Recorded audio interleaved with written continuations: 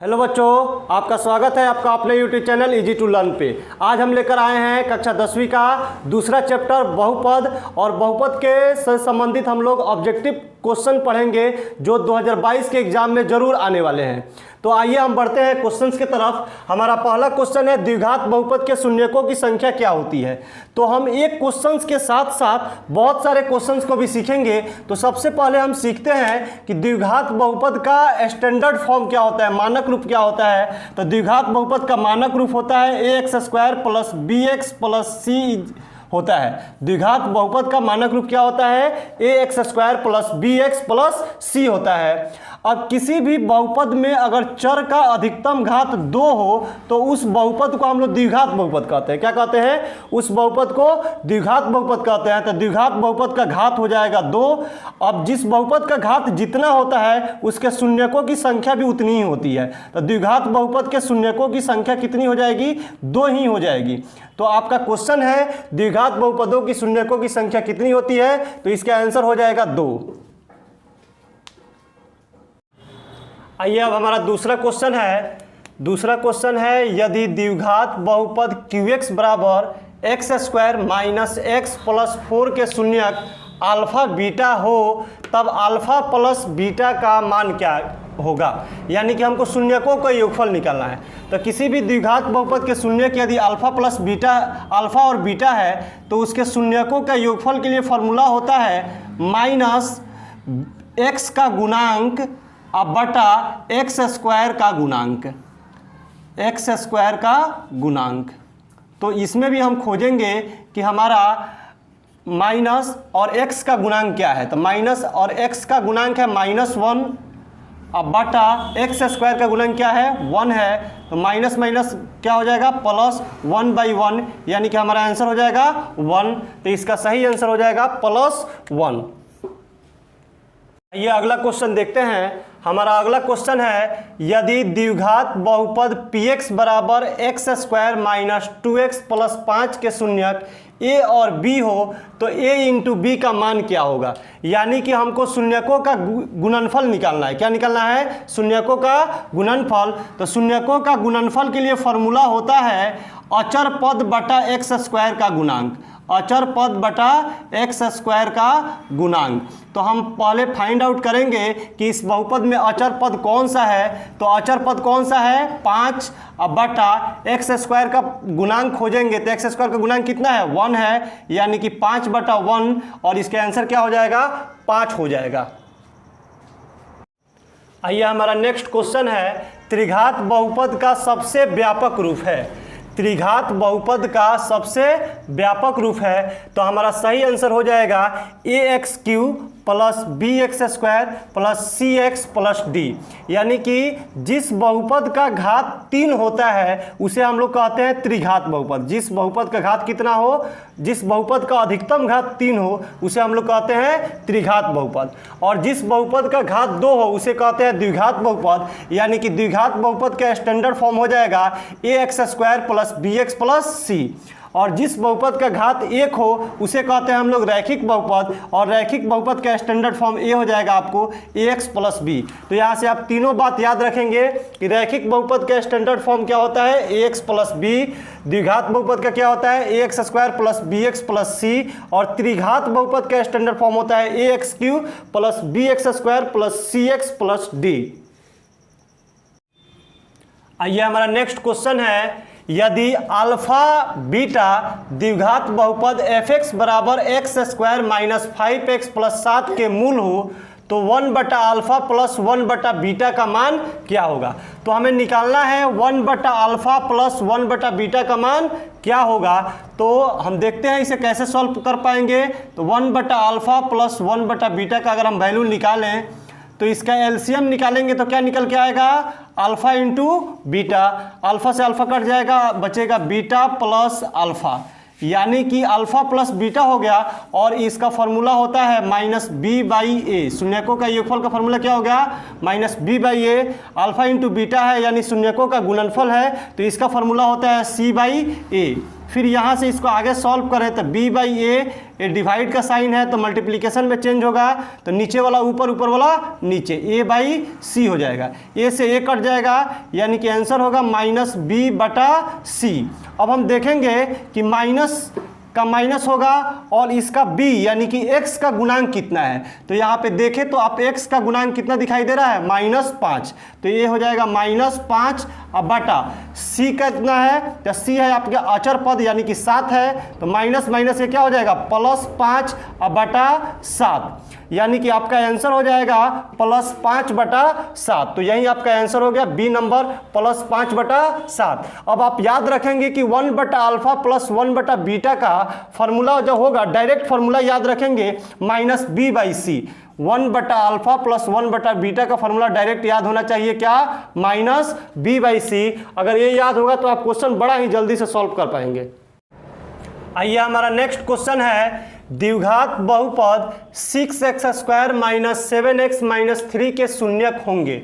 शून्यक का मतलब होता है कि x का वह वैल्यू जिसको इस बहुपद में रखा जाए तो इस बहुपद का मान अगर 0 हो जाता है, शून्य हो जाता है, तो उसी मान को इस बहुपद का शून्यक कहते हैं। तो हमको बताना है कि इस बहुपद के शून्यक कौन कौन सा हो सकता है।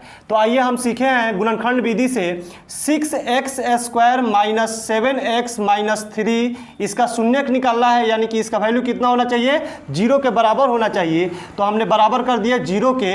अब x का वैल्यू हम निकालते हैं। तो गुणनखंड विधि से हम लोगों ने पिछले ही जब वीडियो में पढ़ा था तो उसमें सीखे थे कि x² के गुणांक में इस अचर पद में गुना करते हैं, तो 6 में 3 से गुना करेंगे तो कितना आ जाएगा, 18। अब 18 को इस तरह से तोड़ना है कि उसको घटाने पे 7 आ जाए, तो हम इसे तोड़ देते हैं 9,2 में। तो 6x² यहाँ पे माइनस है तो बड़ा वाला साइन को -9x plus 2x minus 3 is equal to 0। अब ये अलग अलग टर्म हो गया, इसमें से कुछ कॉमन निकाल लेते हैं दोनों में से, तो हमें दिखाई देगा 3x कॉमन है, x माइनस और इधर से बच जाएगा 3 प्लस इधर से कुछ कॉमन नहीं दिखाई दे रहा है तो हम 1 कॉमन निकाल लेते हैं, यानी कि 2x माइनस 3 बचेगा। सॉरी, यहाँ भी 3x कॉमन निकाल रहे हैं तो बचेगा 2x। जब आपका ए वाला टर्म और ए वाला दोनों अगर बराबर हो तभी आपका गुणनखंड सही हो रहा होगा, यानी कि अगर गलत हो जाए तो यहाँ का वैल्यू और यहाँ का वैल्यू अगर अलग अलग है तो आप समझिएगा कि हमारा गुणनखंड कहीं ना कहीं गलत बन रहा है। तो आप ध्यान से देखें कि यहाँ का और यहाँ का जो वैल्यू है वो दोनों सेम आना चाहिए। तो फिर देखिए यहाँ पर 2x माइनस 3 है, यहाँ भी क्या है 2x माइनस 3 है, तो हम इसे कॉमन निकाल लें 2x माइनस 3 और बचेगा क्या, इधर से 3x plus 1 is equal to 0। अब जब हम पहले वाले टर्म को 0 के बराबर करेंगे तो 2x minus 3 is equal to 0, तो x इज इक्वल टू 3/2 हो जाएगा, यानी कि x का एक वैल्यू आ गया 3/2, यानी कि एक शून्यक निकल गया। अब दूसरा शून्यक देखेंगे तो 3x plus 1 is equal to 0, यानी कि 3x is equal to -1, x is equal to -1/3, तो x का दूसरा वैल्यू आ गया, यानी कि इस बहुपद का दूसरा शून्यक आ गया -1,3, यानी कि हमारा आंसर होगा 3/2, -1/3। अब ये जो ऑप्शन जिस ऑप्शन में होगा वही हमारा सही होगा। तो 3/2 और -1/3 हमारा पहला ही ऑप्शन है, यानी कि इस बहुपद के शून्यक हो जाएंगे 3/2 और -3 1/2। आइए हमारा नेक्स्ट क्वेश्चन है, कौन रेखीय व्यंजक है। तो हमने पहले ही जाना है कि रेखीय व्यंजक किसे कहते हैं, जिस व्यंजक में अगर चर का घात अधिकतम घात 1 है तो उस व्यंजक को हम कहेंगे रेखीय व्यंजक है। तो आइए पता करते हैं इसमें किस बहुपद का जो कौन सा व्यंजक है जिसके चर का अधिकतम घात 1 है। तो यहाँ पे आपको दिखाई दे रहा है इसमें चर का घात कितना है, 2 है, यानी कि ये आपको रेखीय बहुपद नहीं, रेखीय व्यंजक नहीं हो सकता है। इसमें चर का अधिकतम घात 3 दिखाई दे रहा है, इसीलिए ये भी रेखीय व्यंजक नहीं हो सकता है।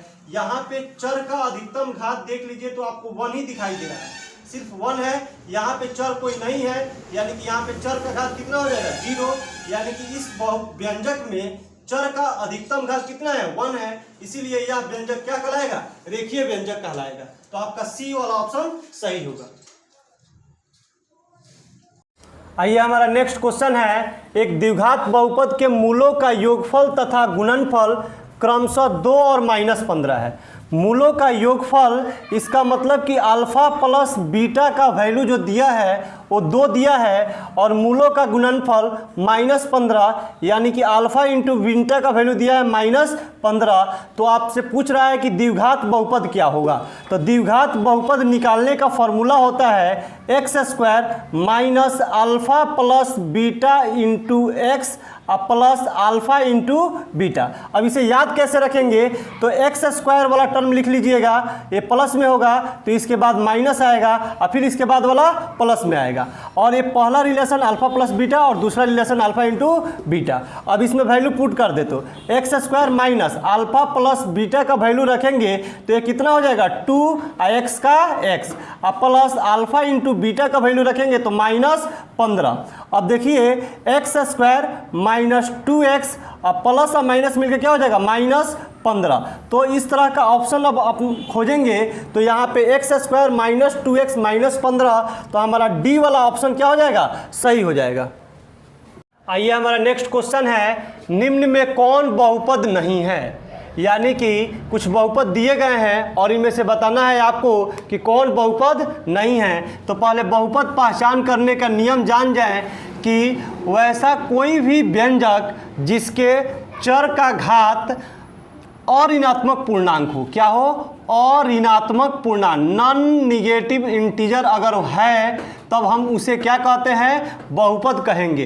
तो अऋणात्मक पूर्णांक का मतलब क्या हो गया कि किसी भी चर का अधिकतम घात जो होना चाहिए वो निगेटिव में नहीं हो सकता, माइनस ऋणात्मक संख्या नहीं हो सकता है। पूर्णांक कह रहा है, इसका मतलब कि कोई भी दशमलव में नहीं हो सकता है, फ्रैक्शन में नहीं हो सकता है। तो आइए हम देखते हैं कि कौन बहुपद नहीं है। तो इसमें इसका पावर 2 है, इसका पावर 1 है, इसका पावर 0 है, यानी कि बहुपद है। यहाँ भी देखेंगे तो इसका पावर 3 है, इसका पावर 2 है, इसका पावर 1 है, इसका पावर 0 है, यानी कि पूर्णांक संख्या है तो इस भी बहुपद है। इसमें देखेंगे तो इसका पावर 2 है, इसका पावर 1 है, यहाँ पे पावर नहीं है यानी कि इसका पावर 0 है, तो ये भी पूर्णांक संख्या है यानी कि ये भी क्या है, आपका बहुपद है। अब इस वाले क्वेश्चन में देखें तो ये x है, अब प्लस 1/x को हम लिख सकते हैं x के पावर -1। तो यहाँ पे इस वाले टर्म में x का मान कितना आता है, x का जो पावर है 1 आता है, इस वाले में x का पावर -1 आता है जो ऋणात्मक संख्या हो जाता है। लेकिन बहुपद के लिए आपके पास डिफिनीशन क्या है कि अऋणात्मक पूर्णांक होना चाहिए, लेकिन इसमें क्या हो गया, निगेटिव नंबर आ गया, इसीलिए आपका सी ऑप्शन सही हो जाएगा कि यही बहुपद नहीं है। आइए अब नेक्स्ट क्वेश्चन देखते हैं। नेक्स्ट क्वेश्चन है मेरा कि यदि बहुपद x² plus ax minus b के मूल बराबर परंतु विपरीत चिन्ह के हैं, यही बात समझने का है कि मूल क्या है, बराबर है परंतु विपरीत चिन्ह के हैं, तो a का मान बताना है आपको। तो मूल देखिए कि मूल क्या कर रहा है, बराबर हैं परंतु विपरीत चिन्ह के हैं। तो जैसे हम मान लें कि किसी भी द्विघात बहुपद के एक शून्यक 5 है और दूसरा शून्यक भी 5 है, यानी कि मूल क्या है, बराबर है परंतु विपरीत चिन्ह का है। विपरीत चिन्ह का मतलब क्या, एक प्लस में है तो दूसरा क्या है, माइनस में है। अब देखिए यहाँ से हम एक रिलेशन निकाल सकते हैं इसका कि दोनों अगर समान है और विपरीत चिन्ह के हैं तो इनके मूलों का गुणनफल जो होगा वो 0 हो जाएगा। इनके मूलों का गुणनफल कितना हो जाएगा, 0 हो जाएगा। यानी कि अगर इसके शून्यक जो है एक अल्फा माने एक बीटा माने तो दोनों शून्यकों का योगफल जो होगा कितना हो जाएगा, 0 हो जाएगा। और आपका अल्फा प्लस बीटा का फॉर्मूला होता है -b/a = 0। तो माइनस का माइनस और b क्या है, तो x का गुणांक है। तो x का गुणांक यहाँ पे क्या निकल के आ रहा है, a डिवाइडेड बाई a का वैल्यू खोजिएगा तो यहाँ पे एक क्या है, x² का गुणांक है और x² का गुणांक यहाँ पे कितना है, 1 है। तो यहाँ पे क्या हो जाएगा, 1 = 0, यानी कि -1 = 0, तो a = -0, यानी कि a = कितना हो जाएगा, 0, क्योंकि 0 के पास ना ही पॉजिटिव साइन होता है ना ही निगेटिव साइन, यानी कि ए का आंसर क्या हो जाएगा, 0 हो जाएगा। तो इसमें ऑप्शन में आपका ऑप्शन नंबर डी सही है। अगला क्वेश्चन है, यदि द्विघात बहुपद x² minus 9x plus a के मूलों का गुणनफल 8 है।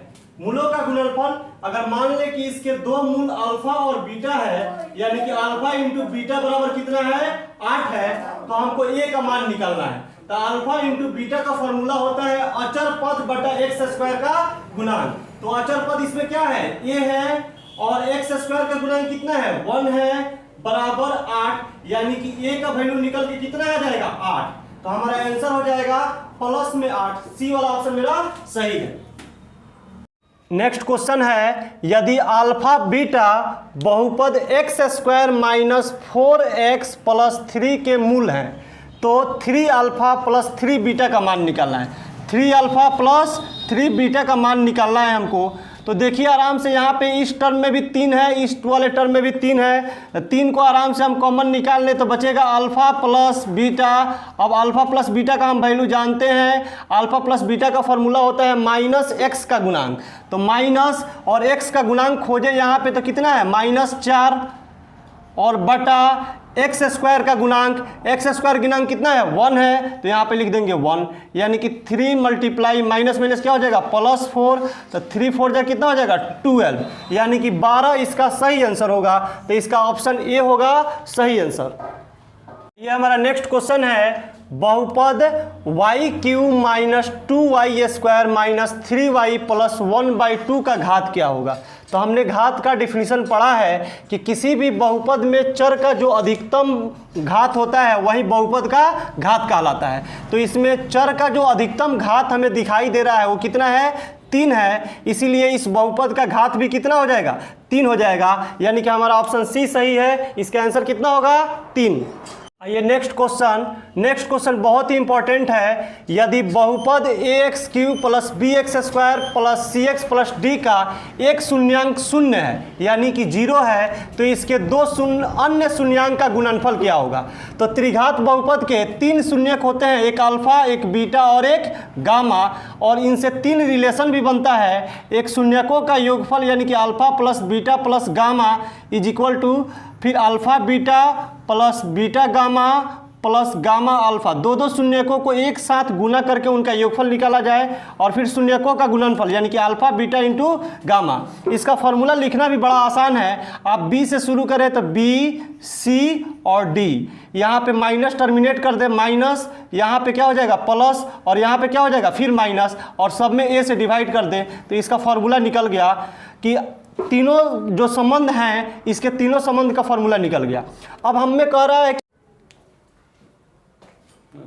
हमारा नेक्स्ट क्वेश्चन है, P का मान जिसके लिए बहुपद x square minus 4x square minus px plus 8 पूर्णतया x माइनस 2 से भाज्य है। अगर कोई संख्या इससे भाज्य है इसका मतलब कि उसका शेषफल क्या आएगा 0 आएगा।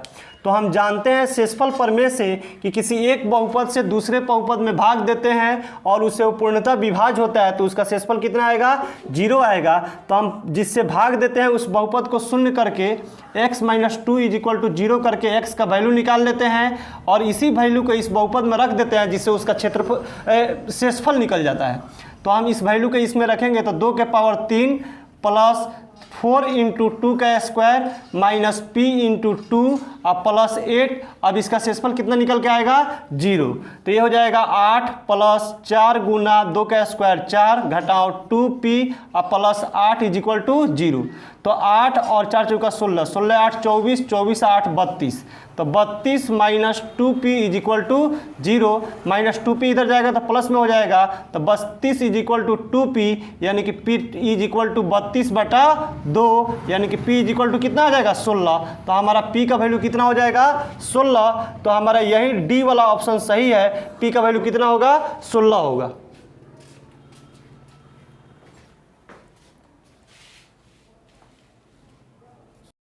आइए हमारा नेक्स्ट क्वेश्चन है, यदि f(x) बराबर 2x स्क्वायर माइनस 6x का शून्यांक क्या है अल्फा बीटा है तो इनमें से कौन सा सही है। तो देखिए ये हर एक ऑप्शन में अल्फा प्लस बीटा है और अल्फा इंटू बीटा है। तो हम पहले निकाल लेते हैं कि अल्फा प्लस बीटा क्या आता है और अल्फा इंटू बीटा क्या आता है।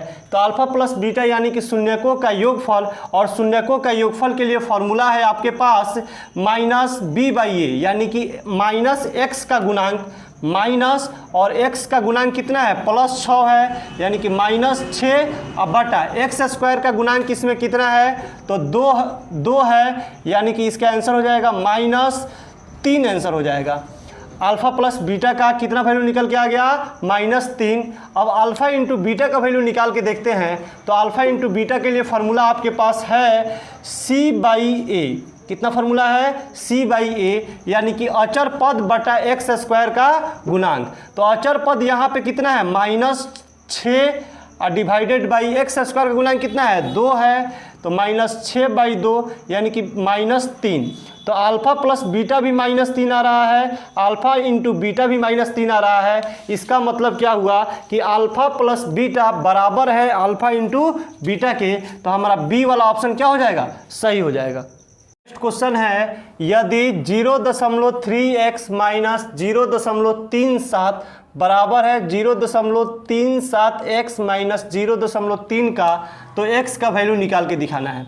तो ये जो आपका है रैखिक समीकरण है और रैखिक समीकरण से हमको x का वैल्यू निकालना है। तो हम क्या करते हैं, x वाले टर्म को एक तरफ और बिना x वाले टर्म को एक तरफ कर लेते हैं, यानी कि 0.3x, ये प्लस में इधर आएगा तो क्या हो जाएगा, -0.37x इज इक्वल टू, ये वाला टर्म यहीं हो जाएगा -0.3, और ये जो है अचर पद माइनस में इधर जाएगा तो क्या हो जाएगा, प्लस में 0.37। अब देखिए 0.3 में से घटाना है 0.37 को, तो आंसर हो जाएगा, बड़ा ए है छोटा ए है, तो आंसर हो जाएगा -0.07x इज इक्वल टू, फिर इसमें से हमको बड़ा संख्या ए है छोटा संख्या ए है, ये प्लस में ये माइनस में है, तो बड़ा में से छोटा लोग घटाएंगे तो इसका भी आंसर आ जाएगा 0.07। अब x का वैल्यू निकालना है तो माइनस इधर चला जाएगा 0.07 और डिवाइडेड बाई 0.07, तो ये पूरा इससे कट जाएगा, x का वैल्यू हो जाएगा -1। तो हमारा आंसर सही हो जाएगा ए ऑप्शन, ए -1 आंसर होगा। आइए अब देखते हैं अगला सवाल, यदि 10 के पावर 2i बराबर 25 तो 10 के पावर -y बराबर है। बहुत ही अच्छा सवाल है कि यदि 10 के पावर 2i बराबर 25 है तो 10 के पावर -y का वैल्यू क्या होगा। तो हम देखते हैं यहाँ पे क्वेश्चन है 10 के पावर 2y बराबर 25। तो हम क्या करते हैं, इस 10 को पावर में y लिख देते हैं और 2 को अलग कर देते हैं। क्यों, क्योंकि हम जानते हैं कि a के पावर m है और इसका पावर में गुना n है, तो इसको ऐसे लिखा जा सकता है a के पावर m और गुना n। तो हम वही काम किए हैं, 10 के पावर 2i है तो y को अंदर ला लिए और 2 को बाहर कर दिए, तो 10 के पावर y, अब ब्रैकेट इसका पावर में 2 अब बराबर 25 भी है, तो ये भी 5 के पावर कितना हो जाएगा, 2 हो जाएगा। ऐसा इसलिए किए हैं क्योंकि अब पावर बराबर हो जाएगा तो इसका बेस भी क्या हो जाता है, बराबर हो जाता है। हम लोग जब बेसिक्स पढ़े थे तो उसमें पढ़े थे a के पावर m बराबर है a के पावर n का, यानी कि जब बेस बराबर होता है तो पावर भी अपने आप क्या हो जाता है, बराबर हो जाता है। और a के पावर m बराबर b के पावर n, b के पावर m, अगर पावर बराबर है तो बेस अपने आप क्या हो जाता है, बराबर हो जाता है। तो इसमें भी इसके पावर में क्या है, 2 है, इसके पावर में क्या है, 2 है, तो बेस अपने आप क्या हो जाएगा, बराबर हो जाएगा। यानी कि 10 के पावर y बराबर 5, 10 के पावर y बराबर 5। अब यहाँ पे थोड़ा ध्यान से देखेंगे तो 10 के पावर -y का वैल्यू निकालना है, न कि 10 के पावर y का।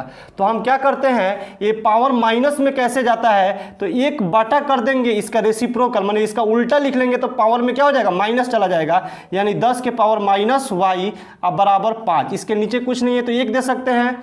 अब तिरछा तिरछी गुना कर ले तो 5 में इससे गुना होगा तो 5 गुना 10 के पावर -y अब बराबर 1 में 1 से गुना होगा तो 1।